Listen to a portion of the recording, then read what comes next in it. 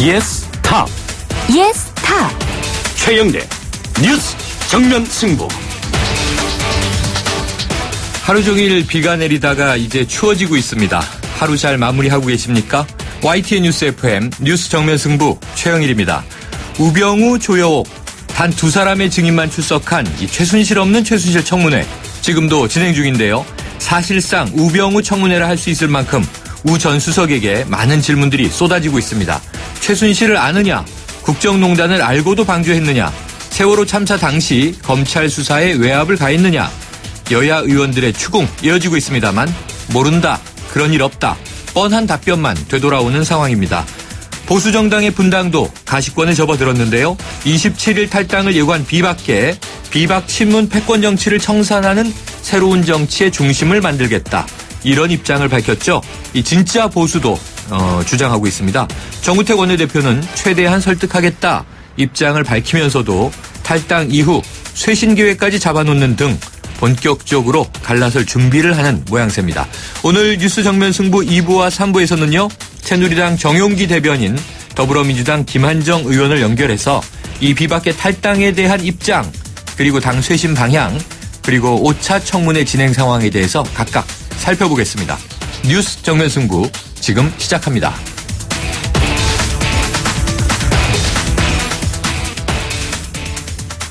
네, 오늘 하루 대한민국이 굉장히 분주한 날이었습니다. 헌법재판소에서는 탄핵 심판이 사실상 시작됐고요.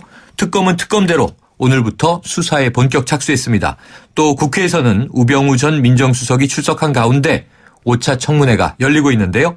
추은호 해설위원과 함께 짚어보도록 합니다. 안녕하세요. 네, 안녕하십니까. 자, 헌법재판소, 특검, 국회 다 이 한 사건을 놓고 동시다발로 나선 양상인데요. 그렇습니다. 좀 속 시원한 진상규명 그리고 이제 책임자 처벌이 이루어졌으면 하는 바람인데, 자, 우선 헌재 탄핵 심판의 첫 심리가 진행됐는데요. 그럼 본격화된 것이다 이렇게 봐도 되겠죠? 그렇습니다. 오늘 준비 기일이라고는 하지만은 사실상 시작됐다 이렇게 보시면 될 것 같고요. 이제 대통령 탄핵한 국회 측 그리고 박근혜 대통령 측 대리인이 이제 처음으로 헌법재판소에 자리를 함께했습니다. 네. 오늘은 준비 기일 절차 기일이기 때문에 앞으로 쟁점을 정리하고 또 증거, 증인을 채택하는 절차였기 때문에 그렇게 시간이 많이 걸리지는 않았습니다. 한 40분 정도. 본격 변론을 시작하는 자리는 아니었거든요. 그래서 헌재가 국회에서 탄핵 사유로 모두 13가지를 이렇게 제시하지 않았습니까? 그것을 5개 유형으로 정리를 했습니다. 최순실의 국정농단, 대통령의 권한 남용, 그다음에 언론 자유 침해, 생명권 보호 위반, 이건 이제 세월호 거를 말하는 거죠. 그리고 뇌물수수 등 이렇게 5건으로 유형으로 정리했다는 것은 그만큼 헌법재판소가 재판을 이거를 아주 신속하게 하겠다. 그런 의지가 담겨 있다라고 보시면 될 것 같고요. 그리고 특히 눈에 띄는 게 세월호 참사 당일에 대통령의 7시간 행적을 상세하게 제출하라. 이렇게 박 대통령 측에 요구를 했는데 사고 당일 대통령이 어느 곳에 있었느냐, 그리고 어떤 업무를 받느냐, 그리고 어떤 보고 받고 어떤 지시를 했는지를 밝히라는 거죠. 그래서 대리 측은 박 대통령을 직접 면담해서 관련 자료를 제출하겠다 이렇게 답변을 했습니다. 그리고 증인으로서는 양측에서 모두 32명을 채택해달라 요구를 했는데 일단 오늘 채택된 사람은 최순실, 안정범 그리고 정호성 3명입니다. 나머지는 추후에 논의되기로 했고요. 이 3사람은 국회 청문회에도 증인으로 채택됐지만은 지금 계속 청문회장에 안 나오고 있지 않습니까? 그런데 헌법재판소 탄핵 심판에도 만약에 증인으로 채택된 데 나오지 않으면은 1년 이하 징역 그리고 1,000만 원 이하의 벌금을 받도록 돼 있습니다. 박근혜 대통령의 경우에는 국회 소추위원 측이 준비 기일에 한번 소환해달라 이렇게 출석 명령을 내려달라고 헌법재판소에 요구를 했는데요. 왜냐하면 대통령이 답변서에서 소명 기회가 없었다 이렇게 말하지 않았습니까? 그렇기 때문에 한번 법정에 나와서 소상하게 밝혀라 그런 건데 대통령 변호인 측은 대통령의 변론 출석을 강제하는 법 규정이 없다 이렇게 주장하고 있습니다. 실제로 강제로 나오도록 할 수 있는 근거는 없습니다. 실제로 지난 2004년 노무현 전 대통령 때도 노무현 대통령 준비기일에 이렇게 출석하지 않았거든요. 그러면 대통령을 증인으로 채택하면 어떻게 되느냐 이런 생각도 해볼 수 있는데 그럴 가능성은 없다고 보시면 됩니다. 왜냐하면은 탄핵 사건의 당사자이기 때문에 법적으로 증인으로 채택될 가능성은 없습니다. 그러네요. 자, 이 국회에서는 지금 5차 청문회 오전부터 시작해서 열리고 있죠. 그동안 종적을 감췄던 우병우 전 민정수석 공식 석상의 모습 드러냈는데 오늘 도피한 것 아니다 이렇게 이제 강변하고 있습니다. 그렇습니다. 자, 오늘 지금 시간까지는 모르쇠와 부인으로 일관하고 있는 거죠? 그렇습니다. 오늘 청문회 보면서 참 속 터지는 분들이 많았을 겁니다. 네. 청문회장이라는 게 원래 공격과 방어 이렇게 하는 곳인데 우병우 전 수석 경우는 처음부터 끝까지 모른다. 아니다. 말할 수 없다. 이렇게 일관하고 있는데요. 최순실 만난 적 없다. 그리고 최순실 씨는 정윤회 문건 그 사건 때 정윤회 씨의 부인 정도로 이렇게 알게 됐다. 네. 최순실이 청와대 드나드는 건 전혀 몰랐다. 또 안정범 전 수석의 이렇게 그 재단 모금 사실, 그것도 사실은 몰랐다. 세월호 수사 과정에 검찰 압수수색하지 말라고 압력한 적 없다. 인사개입 의혹 사실 아니다. 우병우 사단은 언론이 만든 말이다. 이렇게 모른다, 아니다, 인정하지 않는다. 또 애매한 것은 답변이 막히면은 기억나지 않는다. 이렇게 피해가기도 하고요. 그리고 국회의원들의 질문에 대한 답변 태도도 뻣뻣한 자세로 이렇게 일관됐습니다. 그래서 심지어는 김성태 위원장이 답변 태도 불량하다. 자세 바르게 하고 성의 있게 답변하라. 이렇게 지적하기도 했고요. 한 국회의원은 보니까 우병우 전 수석이 만약에 검사였고 검사를 했다면은 만약에 피의자가 그런 식으로 대답한다면은 한 방 쥐을 것 같다. 이렇게 표현하기도 했습니다. 그 의원이 김한정 의원인데요. 그렇습니다. 저희가 3부에 인터뷰를 하면서 그 심경을 다시 한번 물어보겠고요. 자, 그런데 최순실 없는 최순실 청문회. 이 최순실은 끝내 오늘도 청문회에 나타나지 않았습니다. 그래서 구치소 청문회 얘기가 나오는데요. 이게 가능할까요? 구치소 청문회는 일단 26일로 날이 잡혔고요. 네. 오늘도 동행명령장이 발부가 됐지만은 최순실, 안정범, 정호성 3명의 증인은 처벌을 감수하고라도 청문회장 안 나오겠다 이렇게 버티면은 실제로 강제할 방법은 없습니다. 그리고 26일 오전과 오후에 나누어서 구치소에 가서 현장 청문회를 열겠다라고 이제 국조특위가 결의를 했는데 그 현장에서도 이들이 동행명령장 집행 거부하겠다라고 하면은 현장에 강제로 끌고 나올 방법은 없는 상황입니다. 그렇군요. 자, 정치권 소식으로 화제를 좀 돌려봅니다. 요즘 정치권은 새누리당의 분당 그리고 이제 국외에서는 반기문 유엔 사무총장의 정치 행보 관심이 쏠려 있죠. 그런데 이 개헌도 정치권의 뜨거운 이슈이긴 하잖아요. 그렇습니다. 자, 이 개헌이 필요한가 아닌가 지금 찬반론이 맞서 있고 또 한다면 언제 할 것인가 의견 분분하죠. 그렇습니다. 지금 이렇게 보시면 될 것 같은데요. 탄핵 정국이 끝나면은 조기 대선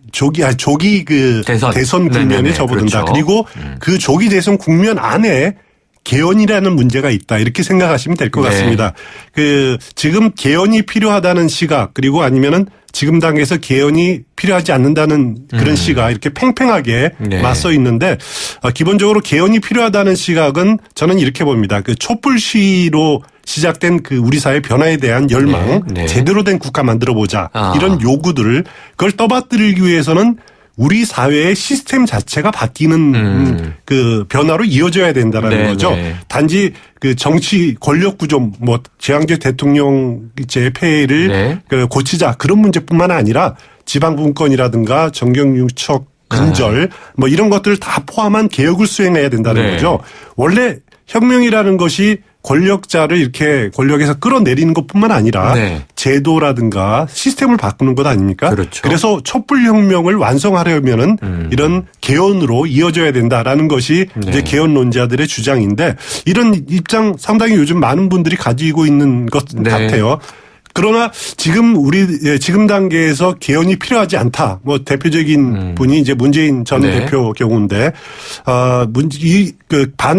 개헌에 반대하는 분들은 우리 사회의 적폐라든가 문제점을 고쳐야 된다. 이것은 동의를 하죠. 마찬가지 입장인데 하지만 지금 단계에서의 개헌 논의는 정치적 이해관계에 의해서 나온 것일 뿐이다. 권력을 연장하려는 보수 세력의 의도가 기본적으로 깔려 있고 아니면은 권력을 나눠 먹으려는 정치인들의 속내가 담겨 있는 거다. 그래서 개헌을 고리로 정계 개편을 하려는 그런 정치권의 이해관계에서 나온 문제이기 때문에 결국 민의와는 동떨어진 거다. 이렇게 보고 있는 겁니다. 오늘 참 재미있는 토론회가 있었는데요. 문재인, 안철수, 손학규, 남경필 이 유력 대선 주자 4명이 같은 자리에서 토론회를 참석하는 모였어요. 자리가 있었는데 이 자리에서 그 가장 적극적인 개헌론자인 손학규 전 대표 빨리 개헌하자. 내년에 조기 대선을 치르더라도 개헌할 시간 충분하다. 이렇게 그 본인의 신념을 피력을 했고요.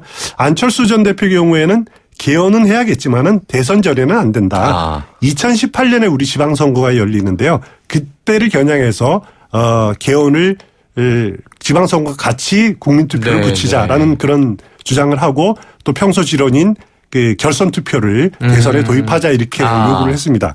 그 정반대에 있는 문재인 전 대표는 시대 교체, 적폐 청산을 주장하기는 했지만은 오늘만큼은 개헌 문제에 대해서는 이렇게 언급을 하지 않았고요. 단 안철수 전 대표가 말한 결선 투표제는 반대한다. 이런 입장을 밝혔습니다. 개헌은 이렇게 정당마다 다르고요. 그러네요. 또 정당 구성원마다 다르고 대선 주자들마다 또 다른 입장입니다. 하지만 그 내년 초에 개헌특위가 국회 내에서 가동하고 국회 내에서 논의가 되겠지만은 그래도 대선 전에 개헌이 이루어지려면은 문재인 전 대표의 반대를 극복해야 된다. 그래요. 이런 현실적인 과제가 남아 있습니다. 오늘 어쨌든 굉장히 중요한 토론회가 있었는데 참 이 우병우 전 민정수석은 대권 주자의 뉴스마저도 덮어버렸네요. 자, 그런데 그럼 최근 차기 대통령 임기를 3년으로 줄이자 이런 주장을 하는 사람들도 꽤 나와요. 꽤 많습니다. 이 주장의 이유는 뭡니까? 그러니까 지금 대통령의 임기를 단축하자는 것은 어떤 거냐면요. 지금 현 20대 국회의원의 임기가 2020년 5월에 끝납니다.